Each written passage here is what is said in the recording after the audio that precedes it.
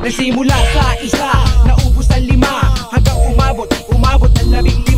Pagdating ng 20, hindi na makatayo. Busog na busog, lubog na sa pagkaupo. Yan na nga ba sinasabi, hindi naman babae.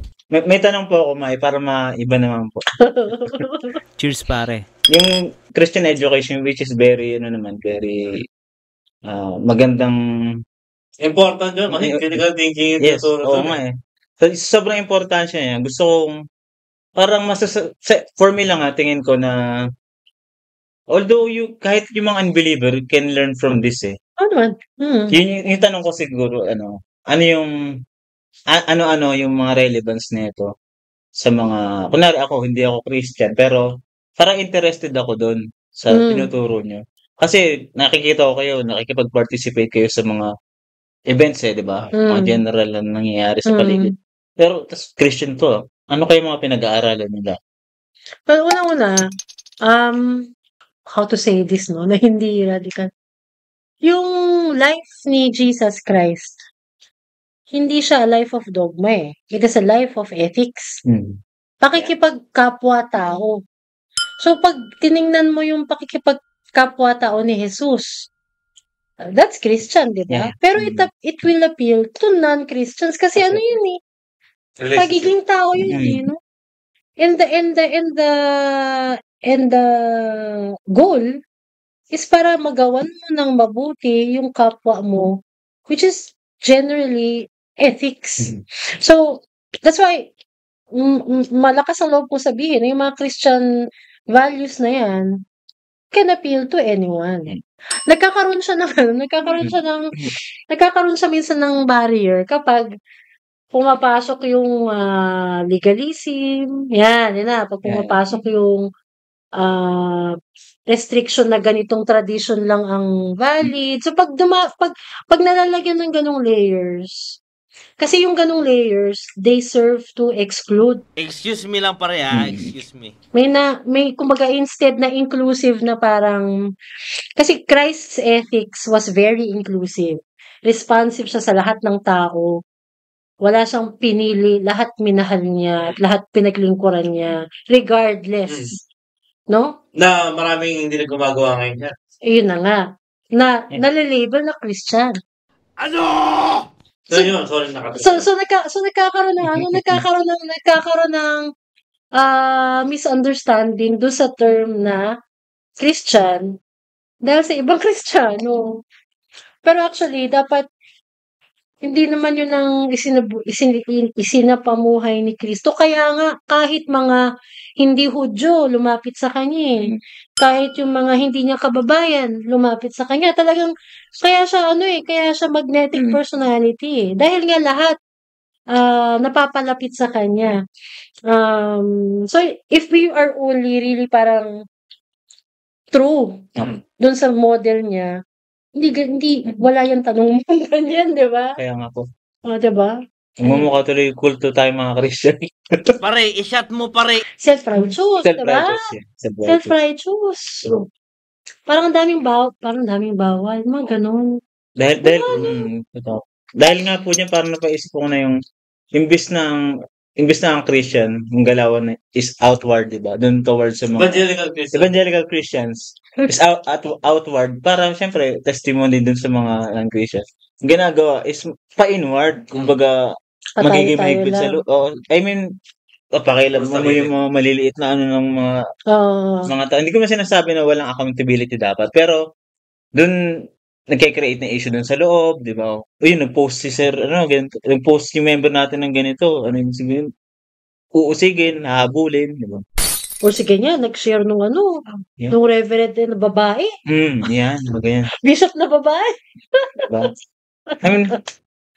Bawal yan, di ba? Hindi ba kayo sa isang side lang? Pareho kayong Christian, tas yun pa yung uusigin mo. Anyway, we need to show respect rin for tradition. Kasi again,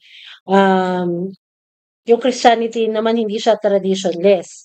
The fact that we have the Bible shows yung outcome ng tradition ng time nila. Kaya tayo nandito ngayon eh. So, kumbaga may silbi yung tradition. Ang nagiging danger lang is nagkakaroon ng primacy yung tradition over the values. Like yung the biblical values of mercy, compassion, love, yung ganon. Natatabunan siya ng tradition. So sometimes, yung tradition, para masunod yun, ginagawa natin yun at the mercy of, at the expense of mercy, compassion, love. So parang, magdi-prioritize tayo, nakakalimutan natin kung ano yung mas mahalaga. Kasi maaring sa pag-push natin ng tradition natin, may na-oppress tayo. Alam mo kasi pare, Diba? alam ko yun.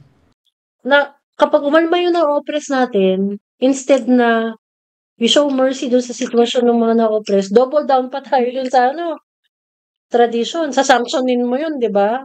Parang, ay hala. Lalo pa tayo ng gigil, no? May question pa ako. Tanggalin ka. Tagal ko na rito. Ilang taon na ako dito, sasabihin nun. Patagalan pala ito, Oo, Pas. papa. Yun yung sinabi. Hindi ka pa inisip ng magulang mo, elder na ako dito. Di ba? Ganon. Cheers pare. Pero ganito ako magsalita, pero yung mga yung dad ko minsan ganun siya magsalita kasi nga in a certain generation of church leaders merong ganun talagang merong ganung pagpapahalaga sa tradition na yung at the tradition and order yung kaayusan at the expense of yun na nga, feelings. Excuse me lang pare Yun, na-invalidate yung yung mga ibang tao at for the sake of order in the church. Pero ngayon kasi since mas mulat na tayo, mas may power tayo tsaka siguro agency at tsaka pagkakataon na magawa yung mas tama or mas merciful na mga actions within the church. Parang yung series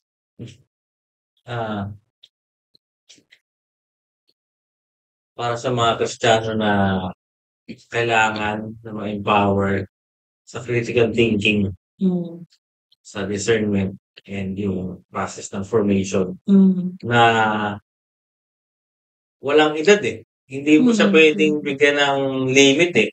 Kasi yun critical thinking yan eh. Hindi umabot ka na sa tuktok o bandang nasa taas ka na. Walang gumagraduate doon.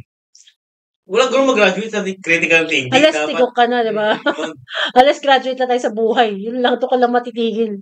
Which is, hindi siya common sa mga simbahan, sa karamihan ng simbahan. Yeah. Yung critical thinking. So all the more, na parang mas kailangan. Christian education. Kasi, anong nangyari, nga, term na is na parrot. Parroting, no? So, kung parroting lang, yun din naman yung idea doon na parang networking na nagmumultiply lang eh. Na hindi naman gano'n dapat yung proseso. Tama po ba? Kaso nagmumultiply yung sinasabi, pero hindi minsan nagsistay. Hindi nagsistay. Parang yung lasting power, wala. Bitin. So kapag dumaan ng pagsubok, or kumbaga mas temporary lang. Hindi parang mas delikado, parang hindi stable. Okay. Para mas sayang yung effort. Kasi kasi parang yung lalim shallow ng pundasyon, hindi ganun ka-strong yung pundasyon. Pwede natin sabihin parang mas production siya na may nadali lang. Posible. Basta parang ang dami nating members. Wasak agad. Pero lahat yan, pinarot mo lang eh. No? Galing mo na, parang designin mo yan. Salamat sir. Ano nga pala? Baka, na-joke lang. Dahil may nadali siya, dahil parang yun yung pinaka-convenient na way. True. Sige yan. Basta may umatin sa atin. Nagmamadali ka. Kadalasan ng mga tawag doon, parang discipleship or outreach program ng mga evangelicals. Yung mga materials o yung parang ang tawag dito, yung method. Yung strategy niya. Galing US. Yan. US. Western. Or parang actually, very Western. Sabihin natin very Western. Pero hindi mo naman pinapatama yung mga G12, di naman. Hindi, Victory, hindi.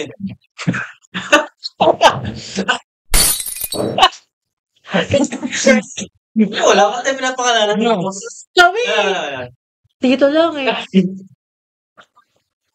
Pwede naman natin Tago natin sa Actually, pangalan. dosing tao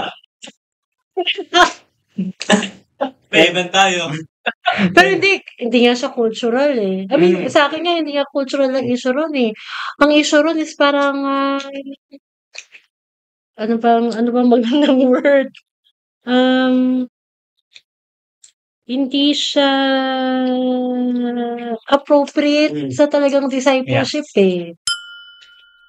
Parang may mismatch. I mean, may mismatch yung discipleship dun sa output. Kasi parang anong nangyari, yung population growth ini-equate sa discipleship. Hindi yun eh. Madaling dumami. Parang lumot, di ba? Dami yan. Wala, may nagtanim ba? May nagtanim ba? Wala. Pero marami. Marami.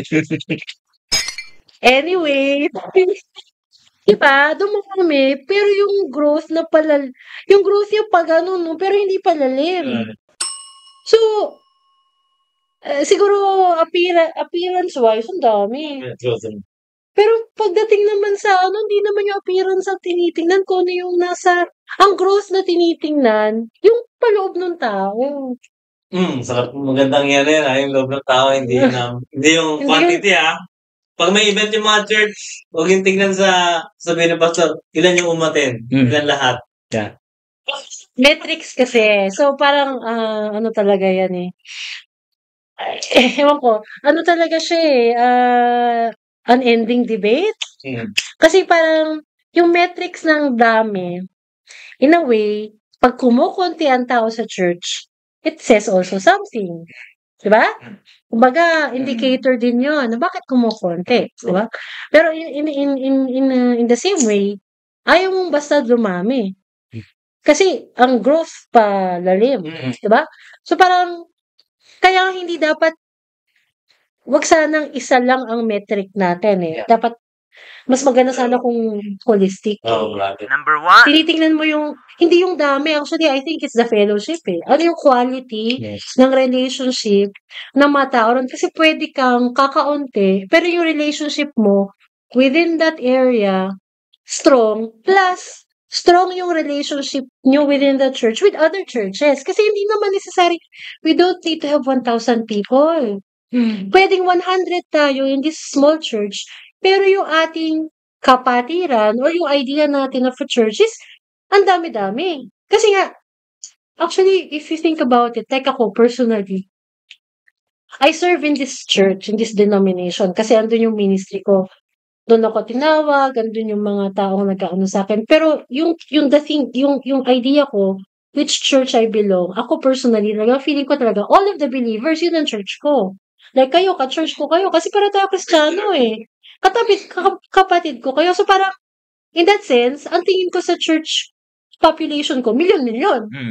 Diba? Wala akong tinatangi. So, that's why I say na you don't need 1,000 people to say your church is solid. Kasi lahat naman tayo church eh. Diba? Ewan ko lang. May ano po, sorry po sir Nag-sorry. It made me think na dahil dito sa usapan sa natutunan natin kay Ma'am sa Christian education, it made me think na paano yung mga dating kilala ko mga pastor na nagpe-pray ng mga libu-libong member. Dapat ang una nilang kino-consider, kaya nyo bang i-handle yan? I mean, matutukan nyo nang may lalim ha. Hindi Depende sa types na. diba? So, pag may nag-pray, Oo, diba ganun? Wait lang, pastor. Di nyo kami ma-handle, tatatlo lang kami rito. Di nyo kami mabisita. Sino sa amin si ano? Ito lang yun Hindi ka. Baka... Baka suggestion box, baka pwede sulat ron. Pero it made me think na ganun. Pero valid yan, tanong mo. Valid yan, tanong mo. Siguro yung mga nagpe-pray din ng maraming members, siguro kaya hindi rin sila sinasagot kasi yung I mean hindi rin kayo binibigyan ng maraming membro kasi nga. Kasi para kung titingnan mo kasi pala, sabi yung shepherding model mula sa scripture, no? Yung para nabasa ko na yung mga shepherds na yan.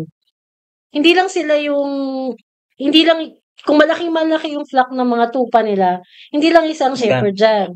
Meron siyang mga under shepherd, no? So, yung may-ari yun yung pinaka-shepherd, Yeah. tapos meron siyang mga tauhan or anak na nagsha-shepherd. So, in that sense, Tama. habang dumadami yung flock mo, kumukuha ka ng mga under shepherd. Ngayon, minsan,